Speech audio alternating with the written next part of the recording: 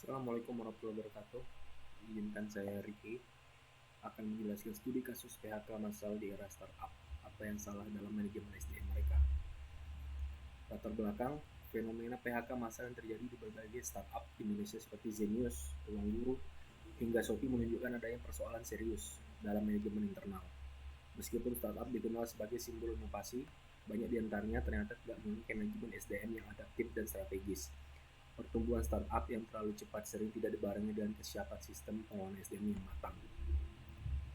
Permasalahan umum di startup, banyak startup mengalami euforia pertumbuhan dan pendanaan tanpa kesiapan struktural. Budaya cepat berkembang membuat pengambilan keputusan termasuk perekrutan menjadi sangat impulsif.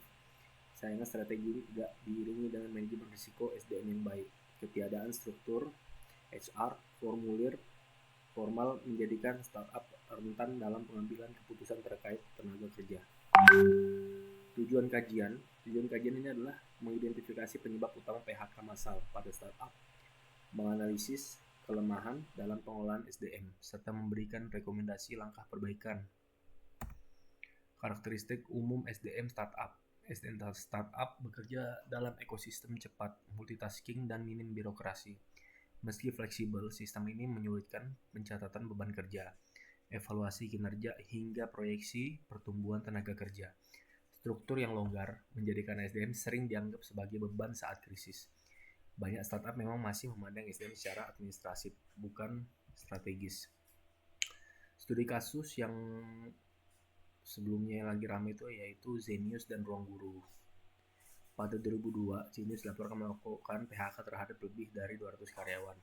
Padahal waktu zaman COVID, Zenius dan Ruang Guru lagi naik-naik daunnya, diikuti oleh Ruang Guru yang merumahkan ratusan stafnya. Alasan resmi umumnya berkisar pada efisiensi dan penyesuaian modal bisnis. Namun terdapat sinyal overheating saat booming pandemi yang tidak diimbangi perencanaan pasca pandemi. Ketergantungan dana pada investor membuat startup kehilangan kendali saat arus kas terganggu. Penyebab umum PHK massal. PHK massal pada startup disebabkan oleh kombinasi faktor ekspansi agresif, strategi bisnis yang berubah cepat, serta kurangnya perencanaan SDM jangka panjang. Selain itu, transisi dari growth mode ke survival mode tidak diikuti dengan penyesuaian struktur tenaga kerja yang tepat. Perusahaan sering gagal mengukur ketahanan tenaga kerja saat terjadi guncangan pasar. Menurut McKinsey & Co. tahun 2022. Apa yang salah dalam manajemen SDM? Kesalahan paling mendasar meliputi perekrutan berlebihan, minimnya hire analitik, tidak adanya program pelatihan karyawan yang berkelanjutan, dan lemahnya komunikasi manajerial. Akibatnya, ketika krisis datang, perusahaan tak punya pilihan selain melakukan PHK cepat. Banyak startup tidak membangun kapasitas internal SDM karena fokus hanya pada pertumbuhan. Dampak PHK bagi individu dan perusahaan. PHK massal menyebabkan tekanan psikologis, ketidakpastian ekonomi, dan penurunan kepercayaan pada dunia kerja digital.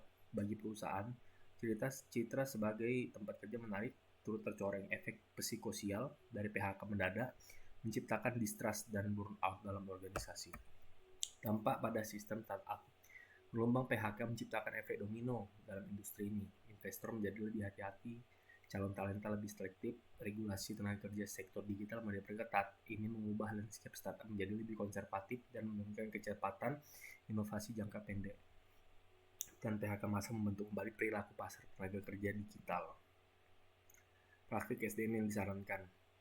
Manajemen SDM di startup harus bergeser ke arah strategis dan serta audit rutin, perencanaan tenaga kerja berbasis data, sistem kerja hybrid, serta pelatihan dalam mobilisasi internal menjadi penting. HR yang tangguh adalah fondasi daya tahan bisnis. Di era FUCA, McKinsey & Co. 2022. Tidak hanya perekrutan, retensi, dan pengembangan SDM juga harus menjadi prioritas.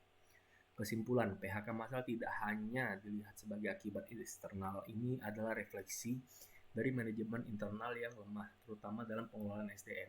Startup perlu membangun sistem HR yang adaptif, berbasis data, dan berorientasi pada keberlanjutan dan keberlangsungan. Bukan sekedar pertumbuhan cepat. Tanpa sistem HR yang resilient, startup akan mudah tumbang saat krisis. Referensi ini bisa dilihat sendiri. Sekian dari saya Ricky Yusati Chandra. Kurang lebihnya mohon maaf. Wassalamualaikum warahmatullahi wabarakatuh. Terima kasih.